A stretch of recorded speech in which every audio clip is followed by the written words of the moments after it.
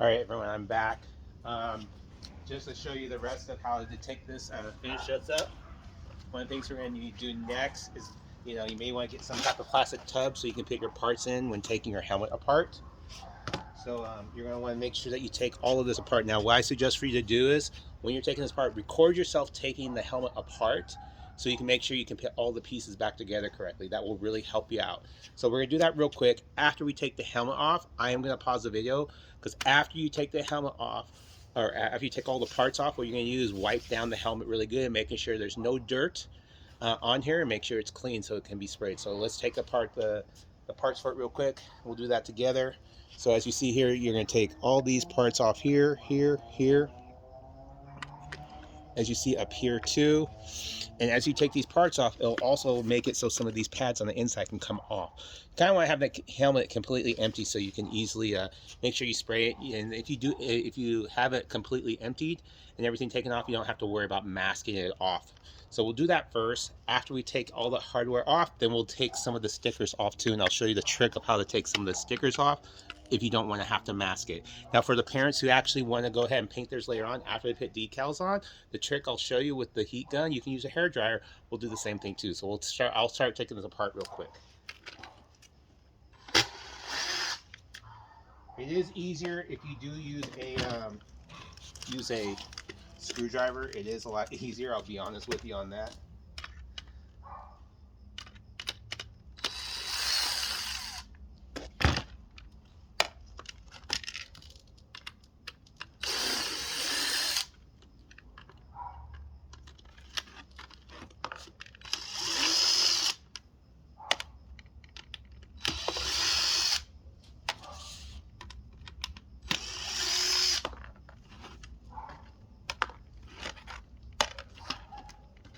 And it's part of the reason why I do use a white bottom, so I can actually see where all the screws are going, because if I had black or another silver, it might be hard to see.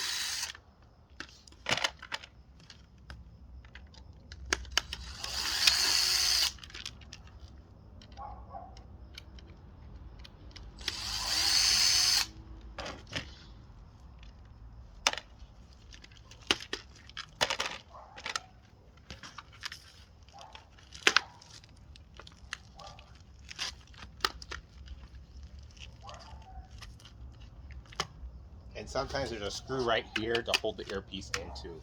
So you may want to double check that too, because I've seen it happen on some of them. So this one does have that.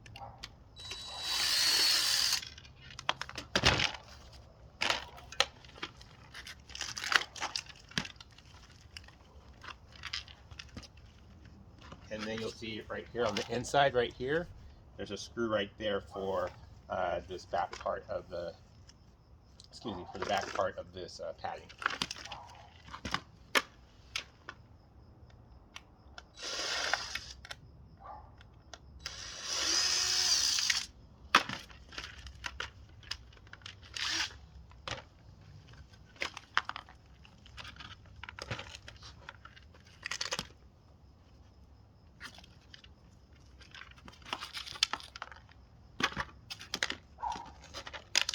I'm just doing it quick. You may not want to go as fast as me, because if you go as fast as me, you might forget how to put it back together.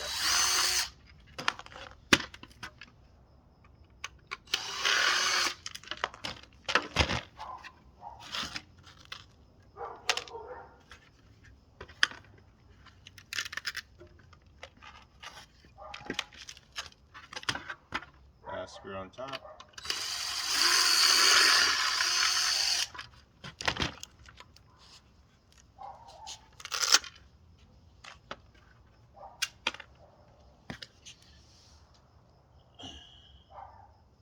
Okay, as you see here, it's pretty much empty on the inside. Take that one part out. So it's completely shelled, as you see here, okay? Okay, so what I'm going to do is I'm going to take my stickers off so I don't have to mask over them. If you do want to mask over them, use masking tape.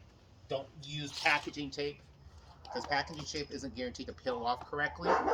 So what you're going to do is, and before you do this with a heat gun or a hair dryer, make sure you have a plastic tub. Make sure you have some plastic or glass that you can put these stickers on temporarily, okay? So as you see here, I'm going to go ahead. I'm heating up this sticker. And this sticker, this is a warranty sticker I'm heating up right now, okay? I'm just heating it up. And when you heat them up like this, and you can do all the stickers like this. I'll do it to all of them so you can see.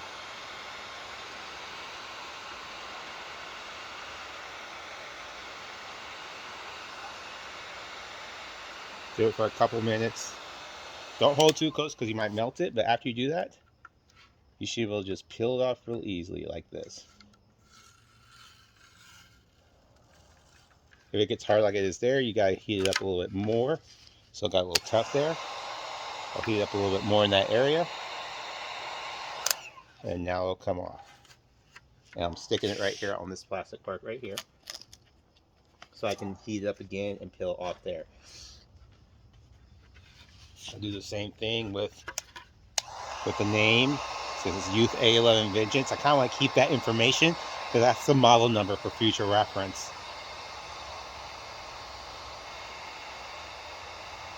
If you have a hairdryer, it will take longer to do this just because the heat gun's a lot hotter.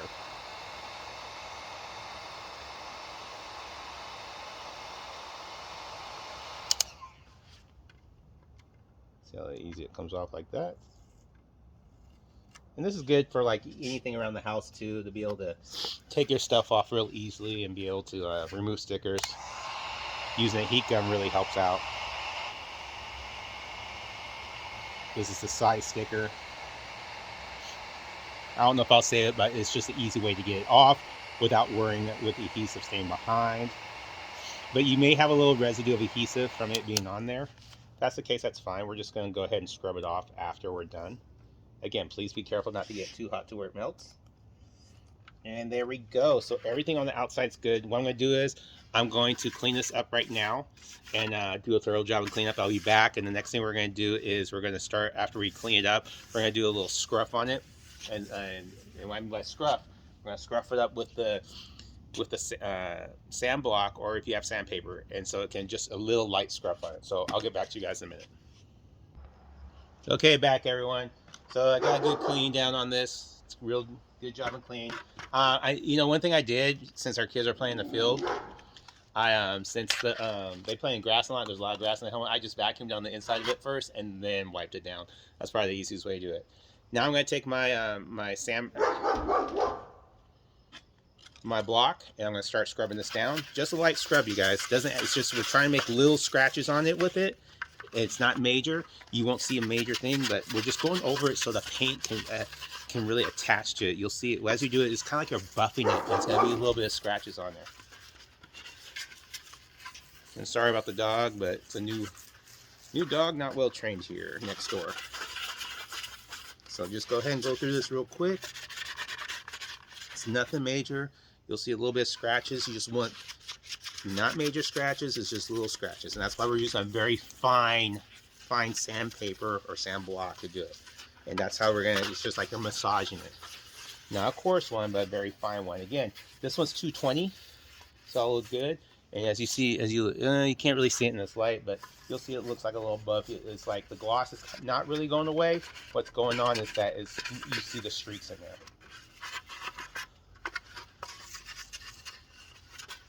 Just make sure you get the whole helmet done.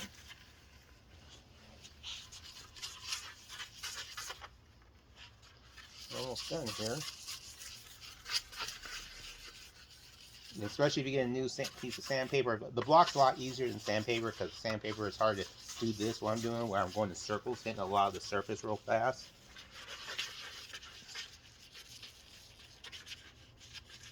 But this is really getting it. Okay, so it's really nice as far as like getting nice. Yeah, it's buffed it pretty good. So I've stressed it a little bit. If you want to look at it, I got a stress look to it. So we're ready to go. Yeah, it's all over the place. It's ready to go. And you'll see it, how it looks like stress. If I get close, can't really see the stress. It still looks glossy on your end.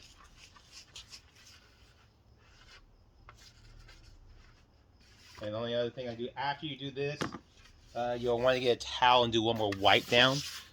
Reason being, if you'll have debris left over from it. I am lucky enough that I have a absorbent sweatshirt, so that's gonna do it. Ha ha ha. For the time second. Yeah, turned out really good there. So there we go. That is now buffed up and ready to go. So it's now all buffed up. Get everything else out of the way. We got right here, we got our paint ready to go. And we'll move this to the side too. And this is what we got. This is what the box is for. Just kind of hold it in here so we're not all over the place with the paint. As you see. We're going to move the camera a little bit so it can get better lighting. So bear with me for one moment. There we go. So lighting's a little bit better over here. Okay. And there we go. This is going to be, we're going to do this twice. And I mean, the directions I think say give it an hour. Usually these types of paints is 20 minutes. Make sure you don't leave this in a hot area, you guys, because that's what's really going to make it so it doesn't dry fast enough. It'll be more of a sticky. And oh, looks like somebody already tried to use this. Ha ha ha. As you see, looks like somebody's tried to use it. So hopefully it's pointing in the right direction. Usually on these there's a little white mark or mark on the can to kind of tell you where direction to go to get the best optimal spray. So look for that. It's not on mine. That's okay. And as you see here, we're going to start here. And I'll be going around painting like this, kind of covering it up. Do not hold it too close to it and over an area for too long a period of time because it will pool up. And it'll look like it'll be drippy, as you would say. So I'm going to test on here first. Looking good there. And here we go.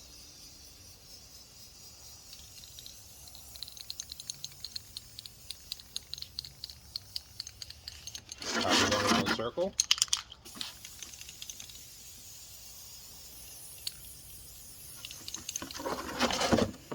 Again, I'm just using the box to kind of contain it so it's not all over the place. Especially if you're doing this in your garage, it's a great way to have something like this so it does, so that aerosol paint doesn't get all over the place.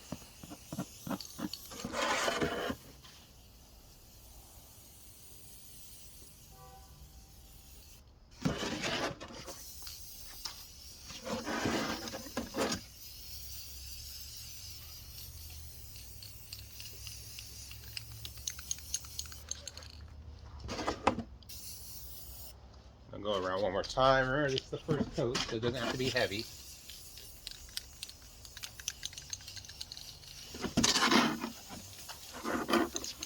Remember, don't have it too close and keep it far away so you can make sure you're coating it on nice and thin, and then we'll do another coat because if you may pull it in one area. The only area where I may not get a good job on is on the bottom part. So the bottom part with the rim where you can hardly see, maybe still a little white. Don't be afraid to get the inside of it a little bit.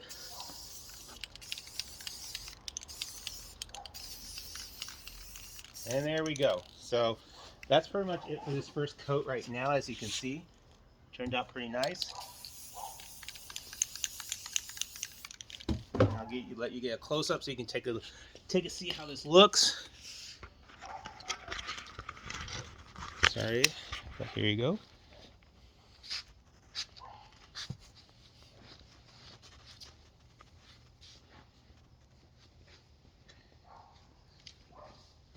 And we'll do another coat.